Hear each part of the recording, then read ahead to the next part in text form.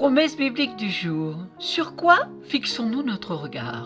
Comment abordons-nous notre journée? Notre regard, notre manière de la considérer sont déterminants. Vers quoi, vers qui notre regard est-il tourné? Quelqu'un a fait cette remarque: on avance du côté où l'on fixe les regards, que la direction soit bonne ou non. Abraham, Lot et sa femme ont manifesté 3 regards différents, 3 regards sur la vie, sur Dieu. Voyons cela ensemble. Arrêtons-nous aujourd'hui sur le regard d'Abraham, le regard de la foi. Abraham est à Ur, bien installé, jouissant d'une bonne réputation et d'une bonne prospérité. Et là, il reçoit l'appel de Dieu qui lui demande de regarder à lui et de suivre le chemin qui lui indiquerait et d'aller vers le pays qu'il lui montrerait. Abraham partit comme l'Éternel lui avait dit, Genèse chapitre 12, vers quel choix pour lui? La sécurité ou l'obéissance à la parole de Dieu? Il opte pour le regard vers Dieu. Que sera ce chemin? Il ne s'arrête pas à sa perception. Il a choisi de regarder à Dieu. Mais ce choix sera posé à nouveau pour chaque épisode de sa vie. Vous pouvez lire tout cela d'ailleurs dans le livre de la Genèse 13 et 19.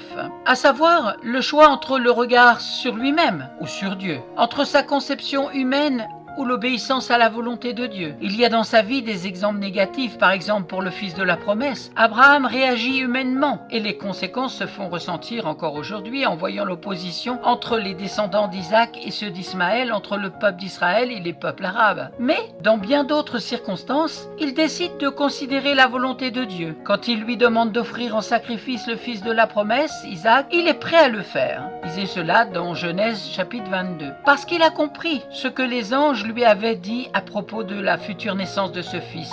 Y a-t-il rien qui soit étonnant de la part de l'Éternel? L'écoute a procédé l'obéissance. Le souvenir de la parole de Dieu a orienté son regard. Il a opté pour cette solution, regarder à Dieu plutôt qu'à sa propre sécurité, à sa logique, à sa conception et à son expérience dite importante. Dès le départ, il a préféré quitter sa vie confortable en Chaldée pour aller se perdre dans le désert, sans domicile fixe, simplement sur un ordre de Dieu qu'il n'avait pas vu. Il ne savait pas qu'il aurait beaucoup plus à cause de ce que Dieu allait lui donner. Mais dans un premier temps, avant de constater les conséquences heureuses de sa foi en Dieu, il a préféré regarder à lui, quitte à tout perdre éventuellement pour lui obéir. Il avait compris qu'avec Dieu, on n'est jamais perdant, et en fin de compte, quand on accepte de tout perdre, en obéissance à sa parole, il a décidé de confier toute sa vie à un Dieu qui ne trompe ni ne se trompe.